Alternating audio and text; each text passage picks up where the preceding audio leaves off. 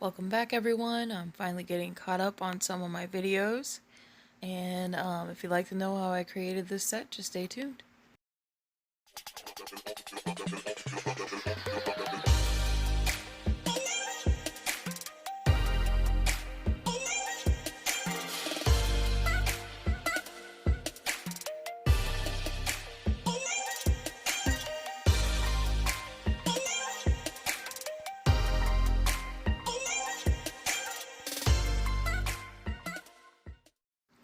I am going to have to work on my intro next, so that's the next thing as well. I got a couple more videos to do. So if you see me post a lot of videos consecutively, it's because I have a lot recorded. So right now I am showing you the carving gels that I used for this to create the mermaid tail. These are fondant cutters, actually. They came in handy. I never use them for fondant, even though I love to bake. And so I figured I'd grab a few just standard shapes that would look really pretty. I already did some, I already used them, and I will show you that here in just a couple of minutes, I think, as I drop this. Those were the colors that I used for the carving gels today out of the 12 that I have. I got them on Amazon. Also, I am going to be using my stiletto tips. I think these are really great because everything comes on a single strip. All you have to do is pull them off of that plastic, but it's perfect for doing press-ons because all of the sizes that you could think of are all in one place, including double of the sizes that you use the most, so, or that are most common. So I'm just taking this plastic box that, whatever was in here, I believe it was pigment powders or something, I had taken out of here, and I wanted something that I could peel the carving gel off of easily. And it actually didn't end up working very well. The carving gel actually sticks to this quite a bit, so I went back to the original method I did when I used the carving gel the first time just to practice. I used the back of you'll see it in here in just a second. I take off a form, and I use the back of the form paper that's waxy, and it's the easiest to get off after you cure it a little bit. So I'm going in with the purple. I decided to do purple and pink. I actually don't use the light pink. I actually only end up using two of the colors. But in order to get the carving gel out of the pot, I use a cuticle pusher that I don't use on my nails anymore. I just use it as basically a tool for whatever now because I have so many, and the Apove cuticle pusher is my favorite. So I scoop it out, put it on the plastic, and then here is where I show you what I did before. I love these little jars. They're so amazing. They're 2-ounce jars. I use them for everything, basically. So these are the flower that I did. So the cool thing about the fondant cutters is in the middle of each one, if you push down hard enough, the flower is what I wanted to use today, this big flower, and even though it's cured, it's still a little bit pliable.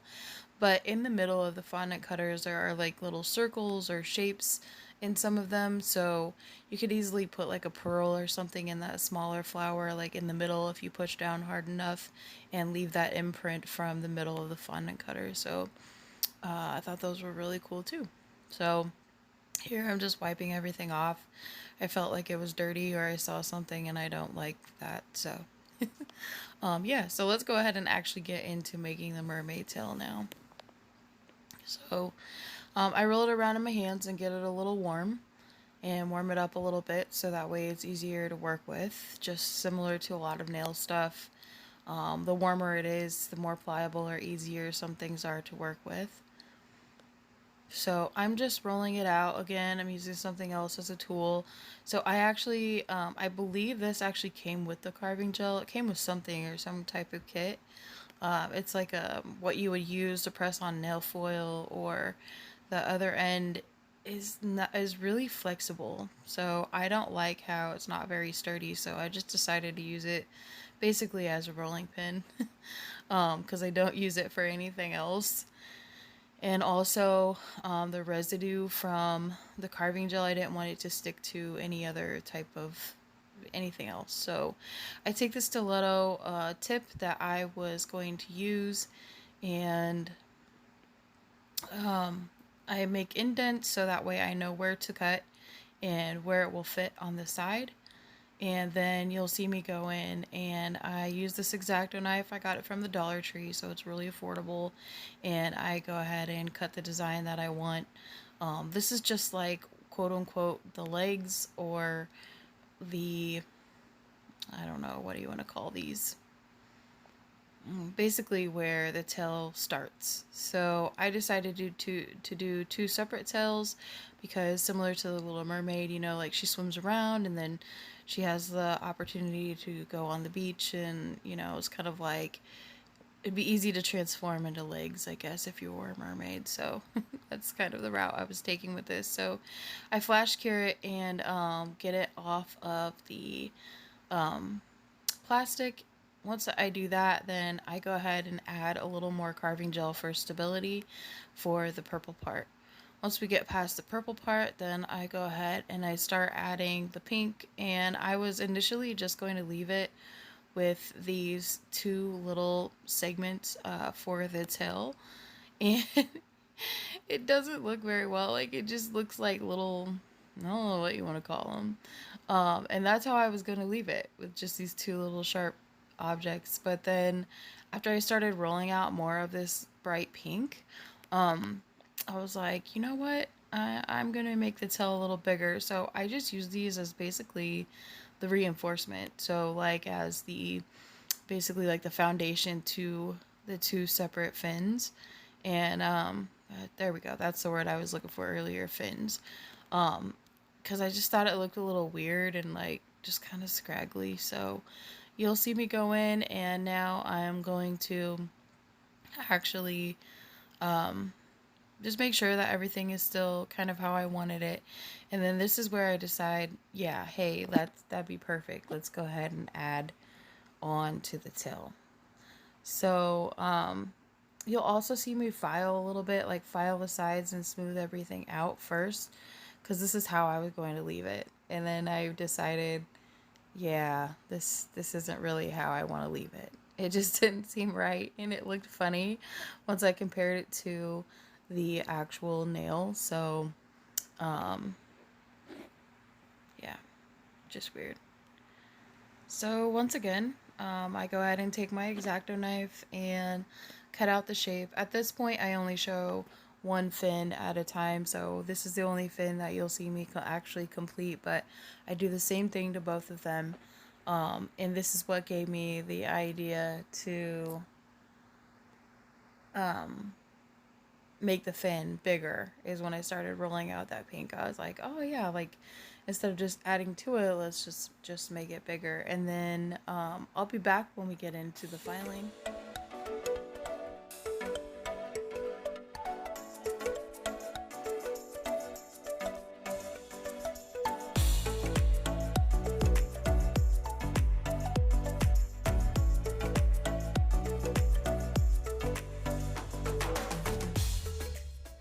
So once we have everything built up and everything looks good and it's completely cured, I actually take my sanding band. I take the lowest grit, which is 240 that I have, and I have it on the lowest speed possible for my e-file, and I go over the top of it. So I was using a hand file, but I didn't want it to be too rigorous. Like, I didn't want to break it because this stuff can easily snap.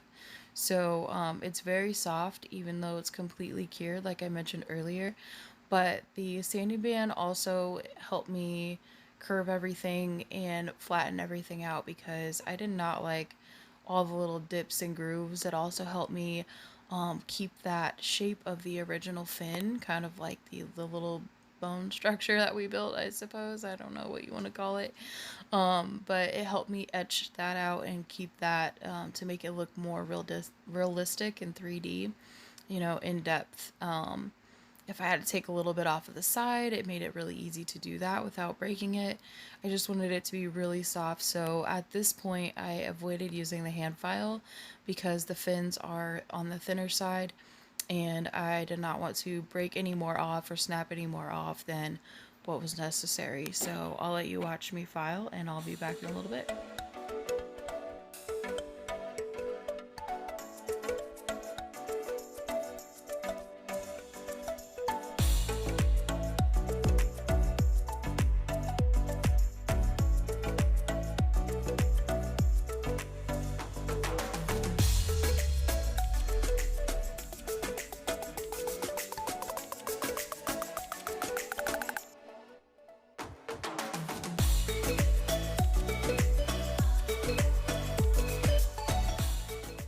So my sponges have come in handy quite a bit. I was just using a sponge to dab on this bright pink from Beetles, so that way I could, I don't remember the number anymore, what color it is, but I just wanted it to, I wanted the fin to have more depth, so I added this and just kind of dabbed it on and painted over the bright pink.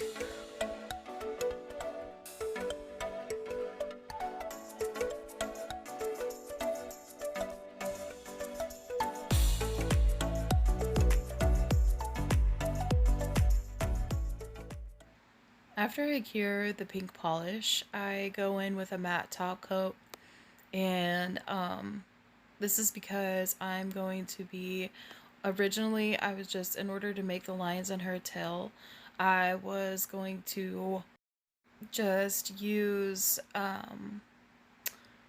top coat to show, like, to make it look shiny and keep it shiny looking, so that they could stand out. But I did end up taking some glitter and sugaring the top coat so that way it stood out even more and gave it a little bit more of a shine.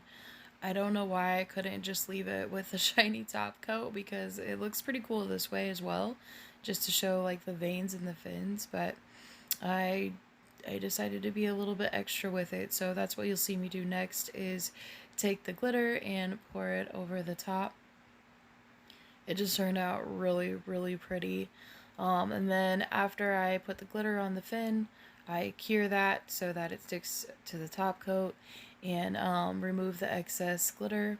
And I'll let you finish watching this process, and I'll be right back.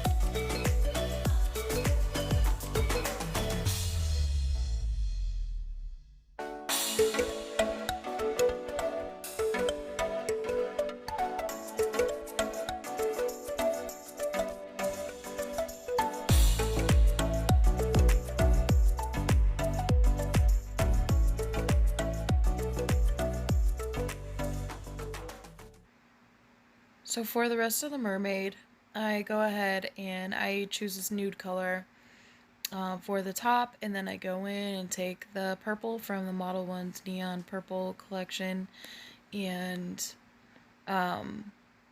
place that at the bottom. I actually do 2 or 3 coats of that, and then I also decide that I want to go up a little bit higher with the smile line and use the pearls with it. So you'll see me go in and correct things, and of course cure that for 60 seconds. I cure it for 30 seconds in between each layer and then 60 seconds at the end.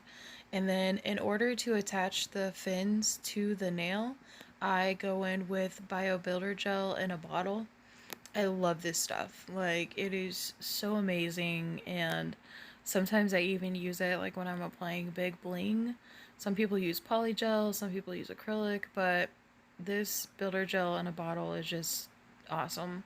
I absolutely love it. So I stick one fin to the side, I cure it. You'll see how difficult it is for me to keep it attached and hold it. So I just flash cure it with this mini lamp. This thing comes in handy so much, especially when you're doing nail art. So absolutely love this. And then I do the same thing with the other side. I have my gel on there. And then I also made sure to smooth it and kind of round the edges of the fins so that they fit flush to the nail itself. This nail was super heavy, you guys. Like, when I say it was heavy, I'm dead serious. So, um, but this is me going in and fixing the smile line like I mentioned before, because I am getting ready to put pearls on the nail. So I don't know why, but I always feel like pearls always remind me of mermaids and things like that. So I just thought it was really fitting for this nail, and to highlight her around her body, like where it would go around her waist.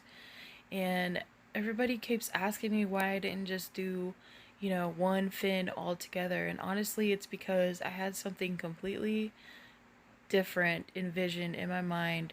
I was just gonna leave it with those two little tails coming out, and that would have looked really weird, so I ended up making a bigger fin. But I thought this turned out really pretty. And with this purple, I also go ahead and paint over the where it meets, where the two fins meet the nail, and also that little purple part, so everything blends well together. So I'll let you finish watching this part and how I decorate this nail and finish. I show you a little bit of the rest. I'll be back.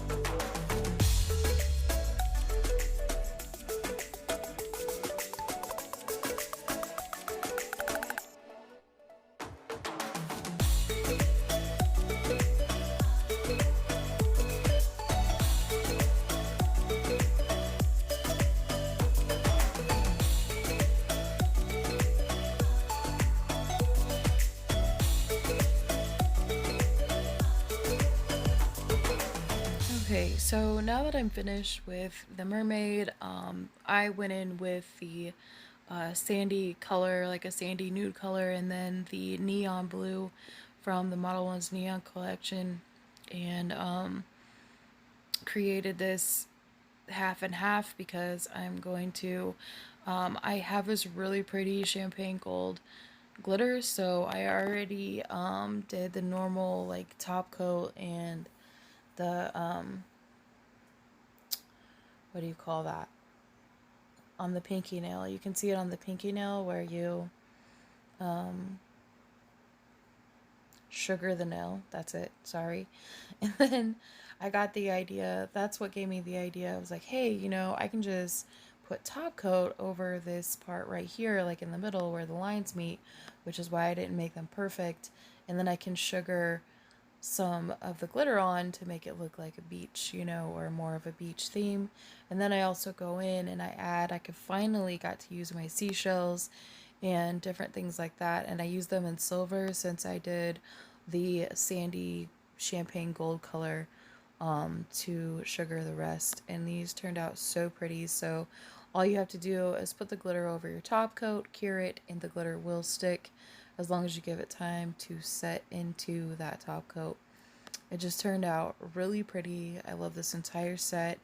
I actually wore these to the post office because I mailed out a set of press-ons. Don't forget that I do sell press-ons now, so you can always visit my website, www.nenesmailnook.com. I'll go ahead and put that up on the screen. I appreciate you guys so much for your love and your support and for watching my channel. I'm sorry if my videos weren't boring. This video was just kind of scattered and all over the place because I recorded some and didn't record the rest, but I'll go ahead and speed this up a little bit. Again, thank you for stopping by. Thank you for spending your time with me. And I hope that everyone has a great night.